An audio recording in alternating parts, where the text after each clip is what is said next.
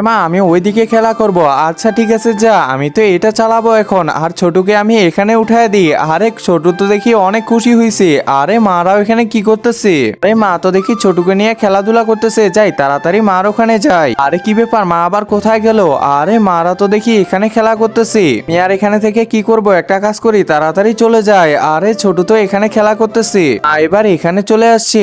আরে মা এবার কি খেলা করতেছে দেখি তো। একটা কাজ করি, আমি এই যে এটা চালাই। আরে ছোট কি করতেছে দেখো। আরে বাহ, ছোট তো দেখি ভালোই মজা করতেছে। আমার একদমই ভালো লাগতেছে না, কি যে করব কিছুই বুঝতেছি না। আরে কি ব্যাপার, রাজু আবার কোথায় যাইতেছে? আরে রাজুর দেখি মন খারাপ। একজন মা কতটা আপন হয়ে থাকে, যার মানেই তাকে জিজ্ঞাসা করে দেখো। তো দেখা যাক বন্ধুরা, এই মায়ের জন্য কে ভিডিওটিতে লাইক এন্ড সাবস্ক্রাইব করে।